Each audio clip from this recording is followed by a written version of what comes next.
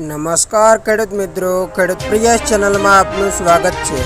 આજે તારીખ 17 ડિસેમ્બર 2023 સવારના મહત્વના હવામાન સમાચાર। ચેનલમાં નવા આવો તો સબસ્ક્રાઇબ કરી લેજો। ઠંડીની ઋતુમાં સર્જાતી જુદી જુદી સિસ્ટમને લઈ વાતાવરણમાં પલટો।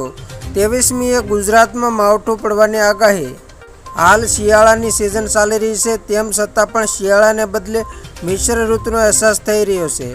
થોડીવાર ઠંડી લાગે છે તો થોડીવાર ગરમીનો અહેસાસ થાય છે। અંધારામાં પૂરું અમુક સમયે વાદળછાયા વાતાવરણને કારણે ચોમાસા જેવી ફિલિંગ આવે છે। આ બધાનું કારણ છે વેસ્ટર્ન ડિસ્ટર્બન્સ। સતત વાતાવરણમાં પલટો આવી રહ્યો છે।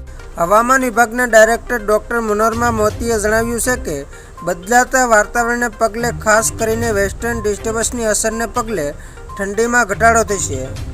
સમગ્ર ગુજરાતમાં ઠંડીમાં સામાન્ય ઘટાડો થશે। વેસ્ટર્ન ડિસ્ટર્બન્સની અસરના કારણે મહત્તમ તાપમાનમાં 1 થી 2 ડિગ્રીનો વધારો થશે। અમદાવાદમાં લઘુત્તમ તાપમાન 18 ડિગ્રીએ પહોંચ્યું છે। શહેરનું મહત્તમ તાપમાન 30 ડિગ્રીએ પહોંચ્યું છે।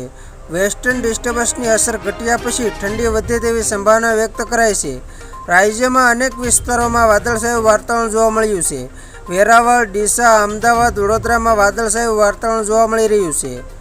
સર્વત્રમાં શિયાળુ ઋતુ ધીરે ધીરે મધ્યાવસ્થા તરફ ગતિ કરી રહી હોય સમયાંતરે ઠંડીમાં વધારો ઘટાડાની સ્થિતિ સર્જાતી રહે છે। જોકે ઠંડીની ઋતુ છતાં સર્જાતી જુદી જુદી સિસ્ટમને લઈ વાતાવરણમાં પલટો આવીને કમોસમી વરસાદની સ્થિતિ સર્જાતી રહે છે। આગાહીકાર અંબાલાલ પટેલે જણાવ્યું કે 23મી બાદ ઉત્તર ભારતમાં માવઠું થઈ શકે છે, જેમાં સામાન્ય વરસાદ નહીં પણ ધોધમાર વરસાદ થઈ શકે છે। કરા અને ગાજવી સાથે ભારે વરસાદની આગાહી છે। 23મીએ ગુજરાતમાં પણ માવઠું થવાની આગાહી છે। તો ખેડૂત મિત્રો, આ હતા સવારના મહત્વના હવામાન સમાચાર। ફરી વખત મળીશું નવી અપડેટ સાથે।